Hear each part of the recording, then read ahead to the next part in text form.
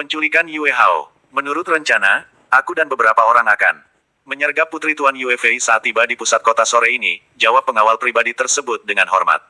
Aku tidak menginginkan kegagalan lagi, jika kali ini gagal maka aku tidak akan mengampunimu, ujar Jenderal Chen Sheng dengan nada penuh penekanan. Baik Jenderal, aku takkan kembali jika gagal, ucap pengawal tersebut dengan sungguh-sungguh. Pada saat yang bersamaan, di Sekte Angin Puyuh telah terjadi peristiwa besar. Tanpa sepengetahuan orang, kini sekte tersebut tengah dikuasai oleh orang-orang dari Aula Jiwa.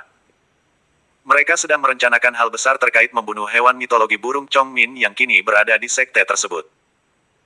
5 pilar Aula Jiwa yang dipimpin oleh Feng Mian telah menguasai sekte tersebut tanpa pertumpahan darah yang berarti. Dengan kekuatan jiwa, mereka berhasil menaklukkan patriark serta para tetua sekte tersebut. Feng Mian sedang menunggu kedatangan Yao Guai yang merupakan pemimpin Aula Jiwa. Sebelumnya Yao Guai masih berkultivasi menstabilkan kekuatannya setelah menyerap darah kilin. Untuk membangkitkan kekuatan Dewa Kegelapan, salah satunya adalah dengan menyerap keempat hewan mitologi penguasa wilayah. Namun pada saat ini, 6 orang murid utama yang sudah mencurigai pergerakan orang-orang dari Aula Jiwa harus berlari menyelamatkan diri. Tanpa sepengetahuan orang-orang dari Aula Jiwa, mereka menyelamatkan diri dengan cara berenang untuk menyeberangi lautan. Lokasi Sekte Angin Puyuh sendiri terletak di sebuah pulau terpencil yang bernama Haikou di antara kota Nanguan dengan kota Donghai. Mereka berenam masih berada di ranah pendekar langit, jadi mereka belum bisa terbang dengan leluasa meskipun mereka memiliki atribut angin sebagai inti energi mereka. Jika sekedar melayang tentu mereka bisa, namun jika harus terbang untuk melintasi jarak yang cukup jauh mereka tentu tidak mampu untuk melakukannya. Dengan sekuat tenaga mereka berenang melintasi lautan demi menyelamatkan nyawa, sebab jika bertahan di sekte mereka khawatir akan dibunuh. Di kota Qinghai, Yue Hao ditemani oleh Li Peiyu dan juga Fang Yin berjalan keliling kota. Setelah selesai sarapan, mereka bertiga juga ditemani oleh Li Jieru yang selama berjaga di samping Li Peiyu. Di pusat kota Qinghai, Yue Hao sangat menikmati suasananya. Namun ia juga terkadang merasa cemburu melihat kedekatan adik Li Yuan dengan Nona Fang Yin, keduanya sudah terlihat sangat akrab. Nona Yue, jika kau hendak ke kota Nanguan aku akan ikut denganmu, ucap Fang Yin di sela-sela kebersamaan mereka. Baiklah, aku akan kembali siang ini. Kebetulan urusanku dengan keluarga Li sudah selesai, jawab Yue Hao dengan ramah. Kak Yin, mengapa mendadak sekali? Tanya Li Peiyu dengan ekspresi bingung. Aku teringat kakakmu, aku ingin segera menemuinya, ucap Fang Yin sambil mengeraskan suaranya. Dengan demikian ia bermaksud memperkuat maknanya, jika ia dan Li Yuan adalah sepasang kekasih. Jadi Yue Hao harus bisa menempatkan diri dan tidak mengganggu hubungan mereka di masa depan. Oh begitu, sebaiknya kau berhati-hati sebab Kak Yuan sedang menjalankan misi, ucap Li Peiyu dengan khawatir. Kamu tenang saja, lagian ada Nona Yue Hao yang akan menjagaku sesaat tiba di kota Nanguan, balas Fang Yin sambil melirik ke arah Yue Hao. Benar, kamu tidak usah khawatir. Nona Fang Yin tentu akan baik-baik saja di sana berada di bawah pengawasan keluarga Yue, ucap Yue Hao berusaha meyakinkan Li Peiyu. Setelah mendengar perkataan dari Yue Hao, perasaan Li Peiyu melunak. Ia merasa lebih tenang jika mereka berdua tampak saling mendukung. Sebelumnya Li Peiyu dapat melihat adanya aura persaingan di antara keduanya. Namun Li Peiyu tidak mempermasalahkannya, ia percaya jika setiap wanita pilihan kakaknya adalah wanita baik. Bahkan latar belakang keduanya adalah sama-sama putri penguasa ibu kota provinsi, dari sini saja sudah menunjukkan jika selera kakaknya tidak sembarang memilih pasangan.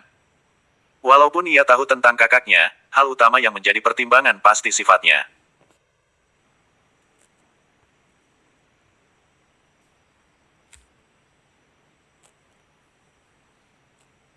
Sebagai seorang adik, Li Peiyu juga menyadari jika kakaknya telah menyerahkan urusan wanita yang akan menjadi pasangannya kepada keluarganya. Dengan mendekatkan Fang Yin saja ini sudah mengindikasikan jika kakaknya ingin keluarganya sendiri yang menilai. Ia seolah sudah mempercayakan penilaian tersebut kepada ayah dan ibunya juga adiknya. Pada siang harinya, Yue Hao berpamitan kepada keluarga Li untuk segera kembali ke kota Nanguan. Yue Hao ingin segera mengabarkan hasil positif terhadap perkembangan kerjasama dua keluarga lintas provinsi tersebut. Dengan otoritas Fang Yin, mereka berangkat menggunakan perahu terbang terbaik milik asosiasi keluarga Fang. Ada seorang pendekar tingkat suci yang ikut bersama Fang Yin. Sementara dari pihak Yue Hao ada 1 orang. Jadi, selama perjalanan mereka tidak perlu mengkhawatirkan keselamatan.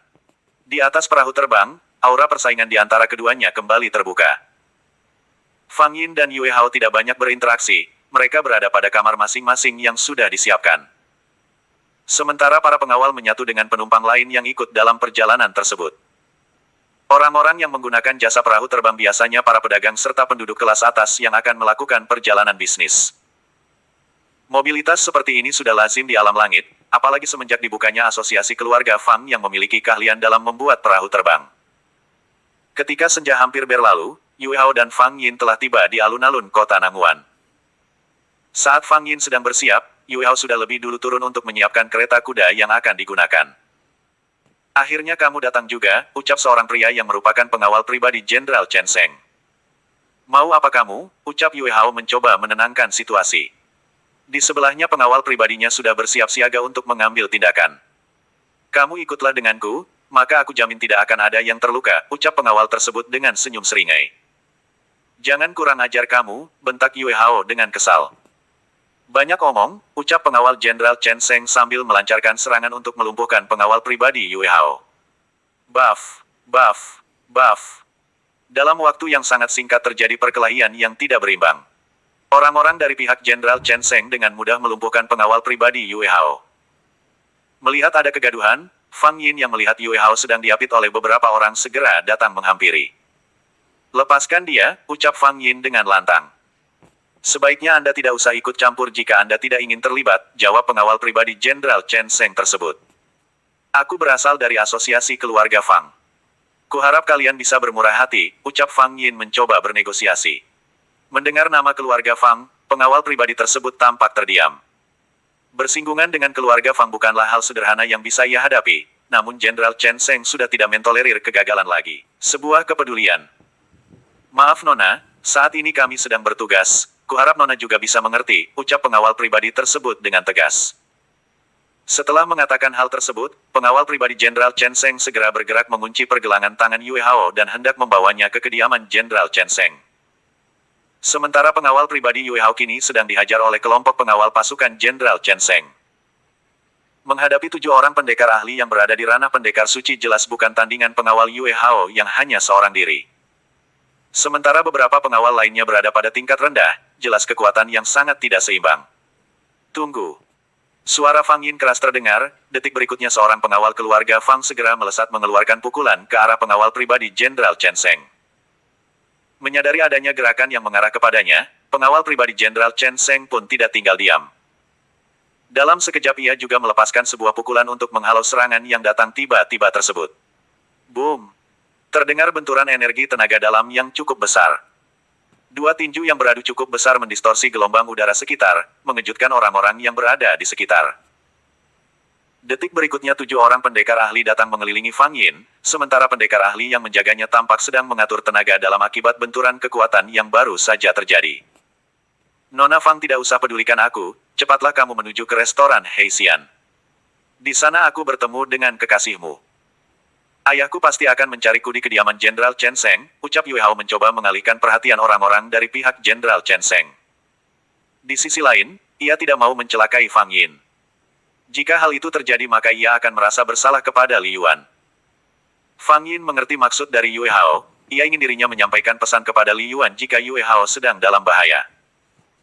Para pengawal Jenderal Chen Sheng pun tidak terlalu memperhatikan keberadaan Fang Yin, mereka hanya fokus pada Yue Hao. Mereka akan bertaruh nyawa jika sampai misi ini gagal, Jenderal Chen Sheng sudah memperingatkan dengan keras. Beberapa saat kemudian tubuh Yue Hao sudah ditarik dengan paksa oleh orang-orang dari pengawal Jenderal Chen Sheng.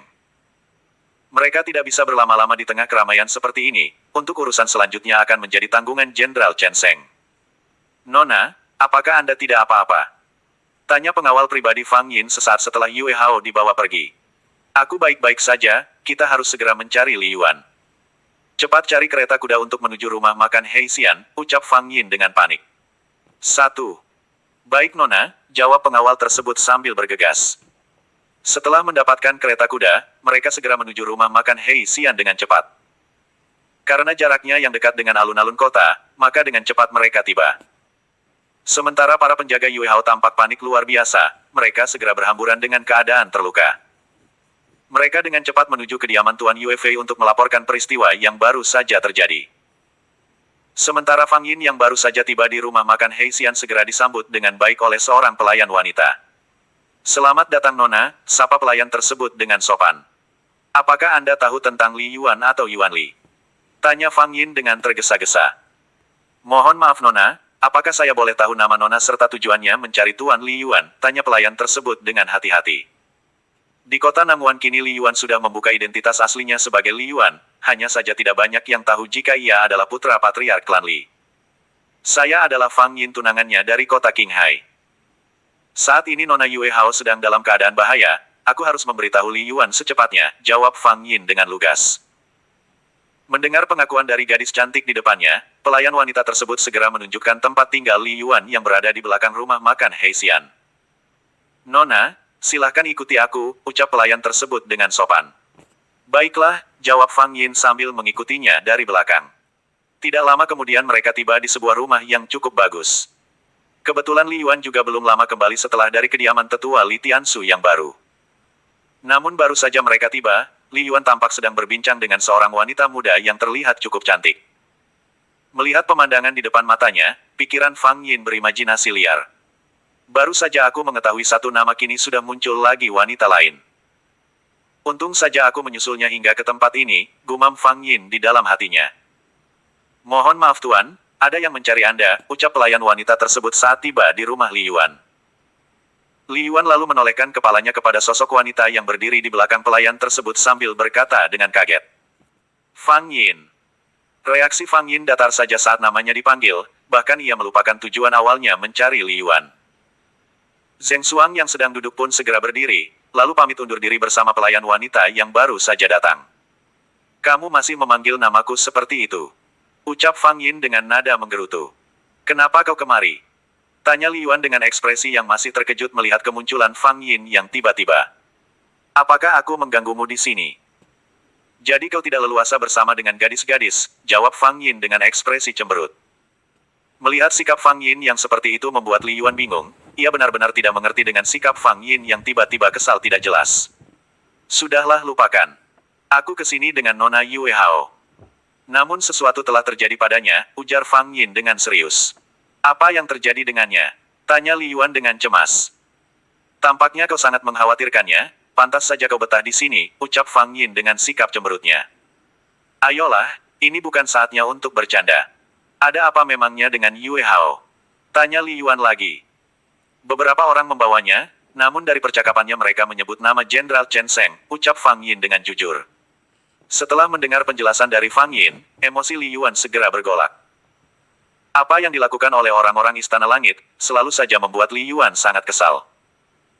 "Sepertinya aku harus mewujudkan harapan kalian untuk mengunjungi kota Jincheng," gumam Li Yuan pelan. "Yiner, kamu sebaiknya tunggu di sini saja.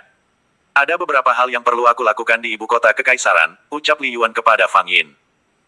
Kini ia bersikap lebih lembut dan memanggilnya dengan sebutan mesra. Ia tidak mau ada perdebatan hanya gara-gara hal sepele. "Yuan Gege harus hati-hati. Cepat kembali pulang, aku akan menunggumu di sini," ucap Fang Yin yang sudah bersikap lunak. "Kamu tenang saja," ujar Li Yuan sambil mengusap kepala Fang Yin dengan lembut. Pada saat ini Li Yuan merasakan hal yang jauh berbeda, perasaannya lebih mendalam terhadap Fang Yin. Apalagi dengan kedatangan dirinya ke kota ini, membuat Li Yuan merasa ia dipedulikan. Kemarahan Li Yuan. Saat berikutnya ia memanggil Liu Haikuan untuk menjaga Fang Yin selama ia pergi ke kediaman Jenderal Chen Sheng. Sambil berjalan ke rumah makan, Li Yuan dengan lembut menarik tangan Fang Yin. Ia memperlakukan Fang Yin dengan baik, takut wanita tersebut bersifat aneh lagi seperti di awal. "Sebaiknya kamu menunggu di rumah makan saja, kau boleh makan dengan nyaman atau kau juga boleh ikut membantu memasak," ucap Li Yuan sambil menggoda Fang Yin. "Apakah rumah makan ini milikmu juga?" tanya Fang Yin penasaran. "Bisa dibilang seperti itu, namun secara umum tempat ini dikelola untuk menghasilkan keuntungan bagi kelompok naga emas yang aku pimpin," ucap Li Yuan dengan tenang. Sambil menunggu kedatangan Liu Haikuan, ia menceritakan beberapa hal tentang keadaan di kota Nangguan serta beberapa rencana ke depannya. Li Yuan juga memperkenalkan Zheng Xuang yang bertugas mengelola rumah makan dan penginapan Heixian. Mendengar penuturan dari kekasihnya, wajah Fang Yin hampir meneteskan air mata. Ia baru mengerti jika kepergian Li Yuan selama ini untuk kepentingan orang banyak, di masa mudanya ia hanya sedikit sekali menghabiskan waktu untuk menyenangkan dirinya. Jalan hidupmu begitu mulia, pantas saja kau selalu menolak menikah muda. Maafkan aku yang sudah salah paham padamu. Aku berjanji untuk selalu mendukungmu, ucap Fang Yin dengan sungguh-sungguh. Terima kasih atas pengertianmu, ucap Li Yuan sambil tersenyum manis. Setelah berkata demikian, Liu Haikuan tiba di rumah makan tersebut. Salam Tuan, ucap Liu Haikuan dengan hormat. Aku akan pergi ke kediaman Jenderal Chen Sheng untuk menyelamatkan Nona Yue Hao. Aku meminta tolong kepadamu untuk menjaga kekasihku di tempat ini, ucap Li Yuan dengan ekspresi tenang. Baik Tuan, ucap Liu Haikuan dengan patuh. Nona Zeng, tolong kirimkan orang ke kota Donghai, agar seluruh pengurus dan anggota naga emas berkumpul di sini, kecuali mereka yang sudah ditugaskan untuk mengelola tempat usaha tetap di tempat, ucap Li Yuan. Baik Ketua, ucap Zeng Suang dengan hormat. Setelah melakukan pengaturan tersebut, tubuh Li Yuan melesat ke udara lalu menghilang dengan kecepatan yang sangat tinggi. Fang Yin terpana dengan kesibukan dan kecekatan Li Yuan dalam mengatur beberapa urusan. Jika sebelumnya di Sekte Laohu ia mendengar Li Yuan dengan kiprahnya, namun di tempat ini ia bisa melihat sendiri kecakapan pria yang ia kasihi. Sementara itu, di kediaman keluarga Yue kini sedang heboh. Mendengar Yue Hao diculik oleh pengawal Jenderal Chen Sheng membuat Yue Fei sang gubernur provinsi Raja Wali Emas menjadi murka. Kurang ajar, ucap Yue Fei dengan emosi yang tersulut. Segera kerahkan seluruh prajurit dan pendekar terbaik keluarga Yue. Mau tidak mau kita harus bersiap untuk berperang dengan Jenderal Chen Sheng, ucap Yue Fei dengan suara yang menggebu-gebu. Baik Tuan, jawab seorang pengawal pribadi Yue Fei dengan hormat. Sepertinya Jenderal Chen Sheng sudah tidak sabar ingin berperang, ucap Yue Fei. Sebagai analisis kekuatan, kini kekuatan keluarga Yue sedang meningkat. Hal ini dikarenakan perekrutan pendekar kelas atas secara besar-besaran. Namun di pihak Jenderal Chen Sheng sendiri, ia baru saja kehilangan pendekar ahli yang ia bawa untuk mengintimidasi klan Li tadi pagi. Bahkan tangan kanannya, Sue Rengui telah tewas dan jumlah pasukannya juga kini menjadi milik gubernur provinsi. Dalam hal ini dikendalikan oleh Yue Fei. Dengan cepat ribuan pasukan telah berdiri siaga di halaman kediaman gubernur provinsi, yang sekaligus menjadi kantor resmi pemerintahan. Kita hari ini akan menggempur kediaman Jenderal Chen Sheng. Karen sudah bertindak lancang dengan menculik putriku. Hari ini aku perintahkan kalian untuk bergerak maju bersama menghancurkan Jenderal Chen Sheng dan prajuritnya, ucap Yue Fei dengan penuh semangat. Hancurkan, hancurkan, hancurkan. Teriak ribuan prajurit tersebut dengan lantang. Detik berikutnya iring-iringan prajurit mulai bergerak keluar dari kediaman keluarga Yue menuju kediaman Jenderal Chen Sheng. Kejadian ini jelas menjadi pusat perhatian orang-orang. Adapun mata-mata dari Istana Langit Langsur bergerak dengan cepat untuk mengabarkan kejadian luar biasa ini kepada Kaisar. Di tempat terpisah, ribuan pasukan juga sudah disiapkan oleh Jenderal Chen Sheng di depan pintu gerbang. Sementara Yue Hao kini sudah dalam kondisi terikat pada sebuah tiang di halaman utama kediaman Jenderal Chen Sheng.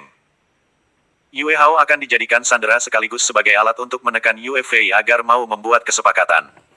Lepaskan aku.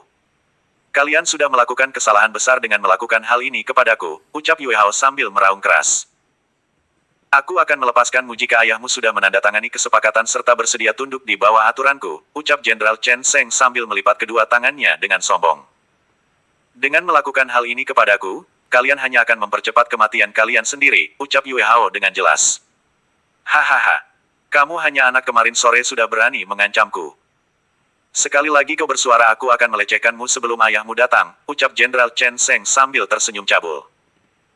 Mendengar ancaman tersebut wajah Yue Hao berubah menjadi pucat, ia segera menutup mulutnya dengan rapat dan menundukkan kepalanya. Ia tidak takut disiksa, namun jika dilecehkan masa depannya akan hancur dan ia memilih bunuh diri jika sampai hal itu terjadi. Li Yuan di mana kamu? Gumam Yue Hao dalam hati. Pada saat ini, ia hanya memikirkan kedatangan Li Yuan sebagai penyelamatnya.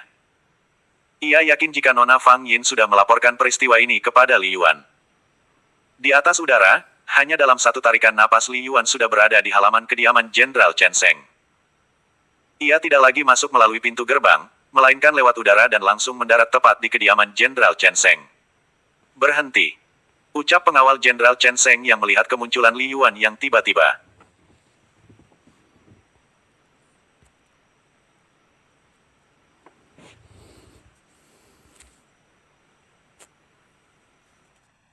Dengan tatapan dingin, Li Yuan menatap ke arah pengawal tersebut. Detik berikutnya, pengawal tersebut langsung jatuh dan berhenti bergerak. Jenderal Chen Sheng yang melihat kejadian tersebut langsung berdiri dari tempat duduknya sambil berkata, "Siapa kau?" Tunjuk Jenderal Chen Sheng dengan arogan. Mendengar ada kegaduhan, Yue Hao mendongakkan kepalanya lalu melirik ke arah telunjuk Jenderal Chen Sheng. Sosok pemuda tampan yang ia harapkan ternyata sudah muncul di tempat ini. "Li Yuan, tolong selamatkan aku, mereka mau melecehkan diriku," raung Yue Hao dengan keras. Kemarahan Li Yuan, 2. Li Yuan menghiraukan pertanyaan Jenderal Chen Sheng, dalam sekejap tubuhnya sudah menghilang dari pandangan orang-orang. Detik berikutnya terdengar sebuah suara lembut dari samping Yue Hao. "Apakah kau tidak apa-apa?" tanya Li Yuan sambil menarik tali yang mengikat tubuh Yue Hao. Namun orang-orang di sekitar yang masih terkesiap melihat pergerakan seorang pemuda yang baru saja datang, kini dikejutkan kembali dengan aura panas yang sangat mengintimidasi. Melihat Yue Hao yang terikat, amarah Li Yuan langsung meletus tak terkendali. Karakteristik magma di dalam tubuhnya terpacu dan membakar inti energi di dalam dirinya hingga ke titik yang mengerikan.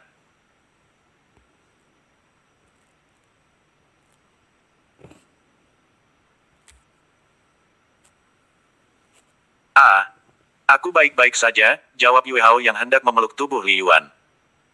Namun aura panas yang keluar dari dalam tubuh Li Yuan membuatnya tertahan. Menyadari gestur tubuh Yue Hao, Li Yuan segera membentuk kristal berbentuk kubah es untuk melindungi tubuh Yue Hao. Di bawah perlindungan kubah es tersebut tubuh Yue Hao merasa jauh lebih sejuk. "Kau tunggulah sejenak, aku akan membereskan ini semua," ucap Li Yuan dengan rasa bersalah saat memandang Yue Hao. Kemudian Li Yuan melangkah maju ke arah Jenderal Chen Sheng, saat menatapnya ada rasa marah dan benci tiada habisnya. Entah mengapa melihat Yue Hao diperlakukan seperti tadi membuat jiwa Li Yuan meletup-letup penuh kemarahan yang tiada habisnya. Li Yuan menatap Jenderal Chen Sheng dan berkata, "Kamu ternyata hanya seorang pecundang." Ucapan Li Yuan yang menghina Jenderal Chen Sheng di depan anak buahnya adalah sebuah penghinaan. Beberapa anak buahnya segera bangkit dan menimbulkan suara kegaduhan di tempat tinggal Jenderal Chen Sheng. Bersamaan dengan hal itu, Li Yuan membuka kelima jarinya menghadap ke langit. Dari punggungnya sebuah pedang keluar dari dalam sarungnya lalu melayang ke udara sebelum jatuh ke genggaman tangannya. Pada saat ini pedang tiga elemen berkilau dengan sangat terang, hawa panas dari tubuh Li Yuan mengalir dengan cepat dan diserap pedang tiga elemen dengan ganas. Orang-orang yang semula ingin bergerak untuk menghajar Li Yuan kini berdiri bagai patung. Bukan karena terpesona oleh pedang tersebut, namun pengaruh karakteristik jiwa di dalam diri Li Yuan ikut merembes begitu saja. Tampaknya Li Yuan sendiri tidak dapat menahan kemarahannya pada saat ini. Di dalam lautan jiwanya, sebuah kekuatan besar ikut terdorong dengan kuat. Hal ini menyebabkan orang-orang yang mengalami kontrak jiwa dengannya mengalami perasaan gelisah yang tiada taraf. "Ada apa dengan Tuan Muda?" batin tetua Mo Chao yang kini berada di kediaman orang tua Li Tong. "Tuan, apa yang terjadi?" gumam Li Jieru dengan pelan. Ungkapan itu juga keluar dari mulut Liu Haikuan dan Li Baojia. Mereka semua merasakan jiwanya berada pada tahap yang merisaukan. Ada kekuatan yang ikut menarik mereka, seolah jiwa mereka semua ikut terkondensasi pada sebuah lautan energi yang sangat besar. Di halaman kediaman Jenderal Chen Sheng, orang-orang kepercayaannya mulai diam mematung dengan keadaan yang mengerikan. Dari mata, hidung dan telinga mereka mengeluarkan darah segar yang mengalir tanpa henti. "Kalian terlalu jauh berbuat, aku awalnya tidak memperhitungkan kalian karena tidak layak untuk kusentuh.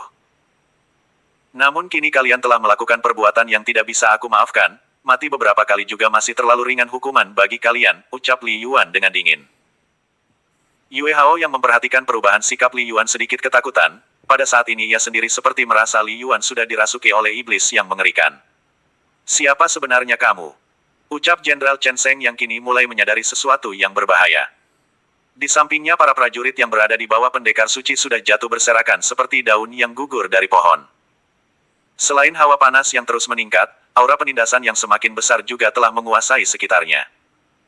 Sedangkan para pendekar tingkat suci yang merupakan rombongan yang telah menculik Yue Hao kini berada dalam keadaan yang sangat menyedihkan. Pada tahap seperti ini, mereka sedang mengalami siksaan jiwa yang tidak dapat terbayangkan. Li Yuan benar-benar menyiksa jiwa 7 orang pendekar tingkat suci tersebut dengan sangat parah. Hal ini masih terlihat dengan semakin banyaknya darah yang keluar dari mata, hidung, dan telinganya. Li Yuan tidak menjawab pertanyaan Jenderal Chen Sheng, di matanya ia hanyalah sesosok mayat. Pedang tiga elemen di tangan Li Yuan sudah sepenuhnya siap untuk digunakan, energi panas yang terkandung di dalamnya sudah berada pada titik untuk memusnahkan. Di mata Jenderal Chen Sheng, Li Yuan bergerak mengangkat pedangnya dengan sangat lambat, bahkan tampak seperti orang yang tidak bergerak. Namun detik berikutnya terdengar suara ledakan yang tidak terhitung. Boom, boom, boom. Terdengar ledakan dari seluruh orang-orang terdekatnya. Setelah tubuh mereka berada dalam keadaan yang menakutkan, kini tiba-tiba sudah berubah menjadi kabut darah, bahkan dalam sekejap kabut darah tersebut langsung mengering dan berubah menjadi debu.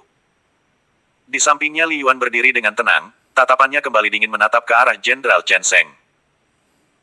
Melihat pemandangan aneh di depan matanya, Jenderal Chen Sheng kini tersadarkan, teknik membunuh seperti ini mirip dengan kematian yang dialami Jenderal Xie Taizong, Jenderal Besar Kota Qinghai. Seketika tubuh Chen Sheng bergetar hebat, karena emosi ia melupakan beberapa pertimbangan jika orang yang kini di hadapannya adalah musuh besar Istana Langit, bahkan Kaisar Tang Siji saja tidak berani menyentuhnya. Adanya kegaduhan di halaman Jenderal Chen Sheng, pasukan yang berjumlah ribuan kini bergerak masuk dan mengelilingi Li Yuan. Namun pada saat ini Li Yuan masih bergeming terhadap Jenderal Chen Sheng. Dengan penuh intimidasi ia berkata kepada para prajurit yang baru saja datang. Jika kalian ingin selamat, maka pergilah dari tempat ini dan menyerahkan diri kepada Tuan Yue. Namun jika kalian lebih suka menyerahkan nyawa, maka aku akan mengabulkan keinginan kalian, ucap Li Yuan dengan lantang. Sebagian besar mereka hanya tertawa setelah mendengar ucapan dari Li Yuan barusan, walau bagaimanapun mereka adalah pasukan loyalis dari Jenderal Chen Sheng. Tetapi tidak dengan Jenderal Chen Sheng, ia menatap Li Yuan dengan tatapan mengerikan. Di dalam benaknya ia memikirkan sesuatu yang tidak pernah ia pikirkan sebelumnya. Cari mati, ucap Li Yuan kemudian. Detik berikutnya ia menghentakkan kaki kanannya dengan keras. Boom! Suara ledakan keras terdengar di udara, para prajurit yang tadinya berkumpul kini tubuhnya terangkat ke udara. Aura membunuh yang pekat, aura jiwa yang menakutkan serta aura panas dari karakteristik magma menyembur menjadi satu. Wash! Bahkan karakteristik angin yang sebelumnya telah digunakan untuk membuat tubuh para prajurit melayang, kini muncul di sekitar tubuh Li Yuan. Kemarahan Li Yuan 3. Saat berikutnya ia berteriak. Teknik pengekang jiwa. Setelah mengatakan hal tersebut, seluruh prajurit yang melayang tidak dapat bergerak. Ada tatapan keputusasaan di mata mereka yang berjumlah ribuan orang. Detik berikutnya, tampak pedang 3 elemen melambai membelah udara di atas kepala Li Yuan. Jenderal Chen Sheng semakin ketakutan, jelas ia merasakan jika pemuda yang dijuluki sebagai pendekar pedang 3 elemen tersebut sedang mengekspos jati dirinya. Sebuah kekuatan besar meledak di dalam tubuh Li Yuan, kali ini ia tidak menggunakan pedang untuk membunuh. Pada saat ini Li Yuan tengah mendorong energi magma dari pusat inti energinya yang selama ini tidak ia keluarkan secara maksimal. Gurunya pernah mengatakan untuk tidak mengeluarkan teknik tersebut jika tidak dalam keadaan terpaksa. 1. Pada saat ini hawa di sekitar kediaman Jenderal Chen Sheng berubah dengan ekstrim, dalam radius tertentu berubah menjadi panas. Dari telapak tangan kanan Li Yuan tercipta bola energi berwarna merah keemasan yang sangat besar. Li Yuan lalu melemparkan energi panas tersebut ke atas udara yang kini terdapat ribuan prajurit yang sedang melayang. Boom! Bola energi meledak dengan sangat keras dan menghancurkan tubuh para prajurit Jenderal Chen Sheng dalam satu pukulan. Tubuh mereka berubah menjadi serpihan debu yang diterbangkan oleh hembusan angin. Bahkan saking dahsyatnya ledakan tersebut, seluruh bangunan yang berada di bawahnya ikut meledak dan hancur berkeping-keping lalu berubah menjadi percikan bunga api yang sangat mengerikan. Dalam sekejap tempat yang semula megah dan indah, kini berubah menjadi seperti neraka dunia. Kerusakan yang ditimbulkan benar-benar sangat mengerikan. Beberapa sudut tercipta lubang yang cukup besar akibat serpihan dari bola energi yang meledak di tanah. Yue Hao yang berada dalam perlindungan kubah es buatan Li Yuan tidak terlalu merasakan dampak berlebih. Hanya saja lapisan kubah es mulai menyusut dan ada hawa hangat yang merembes ke dalam kubah tersebut. Sementara pemandangan Jenderal Chen Sheng sangat memprihatinkan. Meskipun ia sudah menciptakan lapisan energi pelindung untuk mengurangi efek ledakan bola energi yang dihempaskan oleh Li Yuan, tubuhnya masih terluka dengan parah dan pakaiannya terlihat compang-camping. Dari kejauhan pasukan yang dipimpin oleh Yue Fei menjadi terkejut. Untuk sesaat mereka menghentikan langkah untuk menyaksikan sebuah ledakan yang sangat dahsyat menggema di seluruh pusat kota Nanguan. Ayah, sepertinya ledakan itu berasal dari kediaman Jenderal Chen Sheng, ucap Yue Feng yang ikut dalam aksi penyelamatan adiknya. Sebagai kakak, tentu Yue Feng akan berusaha semaksimal mungkin untuk menyelamatkan adik satu-satunya tersebut. Sepertinya begitu, ayo kita bergerak lebih cepat, ucap Yue Fei dengan cemas. Ia memikirkan keselamatan putrinya yang kini berada di tangan Jenderal Chen Sheng. Dengan semangat membara ia menghentakkan kudanya lebih kencang, jarak tempat tinggal Jenderal Chen Sheng hanya tinggal beberapa ratus meter lagi. Melihat efek serangannya barusan, Li Yuan sedikit tercengang. Pukulan tunggal yang ia keluarkan di udara sekalipun memiliki efek merusak yang luar biasa. Padahal ia juga tidak mengeluarkan kekuatan penuhnya. Li Yuan perlahan menghentakkan kakinya, ia melangkah maju ke depan. Bersamaan dengan hentakan kakinya, seketika lapisan es putih yang sangat dingin muncul di tanah. Setiap langkahnya, ki dingin menyebar dengan cepat untuk memadamkan beberapa titik api yang tercipta akibat ledakan dahsyat tadi. Ampuni aku, terdengar suara lirih dari Jenderal Chen Sheng. Li Yuan menatap penuh kebencian ke arah Jenderal Chen Sheng, kemudian ia melangkah mendekat. Buuk! Sebuah pukulan telak mendarat di perut Jenderal Chen Sheng, membuatnya terhempas beberapa meter ke belakang sebelum menyemburkan seteguk darah dari mulutnya. Bersamaan dengan hal itu Yue Fei dan pasukannya tiba di gerbang pintu masuk kediaman Jenderal Chen Sheng dan segera menuju tempat tinggal utama. Siapa yang telah menghancurkan tempat ini? Ucap Yue Fei pelan sambil bergidik ngeri. Para pendekar ahli yang mengikutinya pun ikut bergidik ngeri, hal itu karena mereka masih merasakan aura yang sangat kuat berada di sekitarnya. Bahkan kristal es yang menyelimuti tempat tersebut menandakan jika tempat tersebut baru saja mengalami pertempuran besar. Namun anehnya mereka tidak melihat pasukan Jenderal Chen Sheng yang berjumlah ribuan orang tersebut. Hal ini yang semula mereka bersiaga penuh, kini menurunkan kesiagaannya. Ayah lihatlah. Ucap Yue Feng sambil menunjuk ke arah Li Yuan yang sedang menghantam tubuh Jenderal Chen Sheng yang terlihat memprihatinkan. Tatapan mata Yue Fei bersinar cerah, ia melihat sosok pemuda yang sudah ia kenal, kemudian ia berkata ke arah pasukannya. Berhenti. Kalian semua tunggu saja di sini sambil berjaga. Lalu Yue Fei, Yue Feng dan pendekar ahli keluarga Yue melangkah maju mendekat ke arah Li Yuan. Sepertinya kita tertinggal sebuah pertunjukan besar, ucap Yue Fei kemudian dengan senang. Para pengikutnya hanya bisa mendengarkan tanpa berani menyelanya. Pemandangan yang mereka saksikan benar-benar mengerikan, seluruh bangunan yang berada di tempat ini telah luluh lantah dan kini sudah terbungkus oleh lapisan kristal es. Tolong maafkan aku berjanji tidak akan mengganggu keluarga Yue Fei di masa depan, ucap Jenderal Chen Sheng yang masih dalam kondisi telentang setelah terkena pukulan Li Yuan. Li Yuan hanya menyeringai dengan senyum dinginnya lalu melangkah kembali mendekati tubuh Jenderal Chen Sheng. Sambil mengangkat kaki kanannya lalu ia menekuk lututnya. Buuk! Sebuah tendangan keras menghantam kepala Jenderal Chen Sheng hingga terpendam ke dalam tanah. Ada rasa sakit yang tidak terkira yang dirasakan oleh Jenderal Chen Sheng, ia yang selalu diperlakukan terhormat kini terlihat sangat menyedihkan. Meskipun tindakan Li Yuan barusan tidak membunuhnya, namun ia juga merasakan sakit yang tidak terkira. Kekuatan Li Yuan berada jauh di atasnya, tentu ia merasakan intimidasi yang luar biasa. Baru saja Jenderal Chen Sheng hendak mengalirkan ki untuk mengurangi rasa sakit di kepalanya, tiba-tiba sebuah pukulan keras menghantam tubuhnya. Buuk! Dengan sangat cepat kepala Jenderal Chen Sheng terangkat karena merasakan sakit di perutnya. Kali ini pukulan Li Yuan menghancurkan pusat energi yang bersumber di perutnya. Secara perlahan, Jenderal Chen Sheng merasakan penderitaan yang belum pernah ia rasakan sebelumnya. Bunuh aku, ucapnya dengan nada lemah dan putus asa. Nyawamu belum waktunya terlepas. Kau akan mati di kampung halamanmu tidak di tempat ini, ucap Li Yuan dengan dingin. Mendengar ucapan Li Yuan membuat Jenderal Chen Sheng semakin ketakutan, sebagai seseorang yang berasal dari kota Jincheng ia memiliki harkat dan martabat yang tinggi. Tolong jangan lakukan itu, ucapnya dengan ekspresi yang menyedihkan. Jenderal Chen Sheng ingin mengambil pedangnya untuk bunuh diri, namun pada saat ini hati dan pikirannya sudah tidak dapat mengendalikan anggota tubuhnya lagi. Kembali menerobos. Yue Fei yang memperhatikan tindakan Li Yuan barusan hanya bisa menelan ludahnya. Sulit membayangkan tanpa kehadiran Li Yuan, bahkan ia sendiri masih bingung kemana jumlah pasukan Jenderal Chen Sheng yang berjumlah ribuan orang. Li Yuan lalu menstabilkan emosinya kemudian berjalan ke arah Yue Hao untuk membuka lapisan pelindung yang dari tadi melindungi tubuh Yue Hao. Dalam sekejap, kubah es yang melindungi Yue Hao lenyap. Tatapan penuh kehangatan segera menyertai Yue Hao kepada Li Yuan. Terima kasih, ucap Yue Hao sambil memeluk tubuh Li Yuan.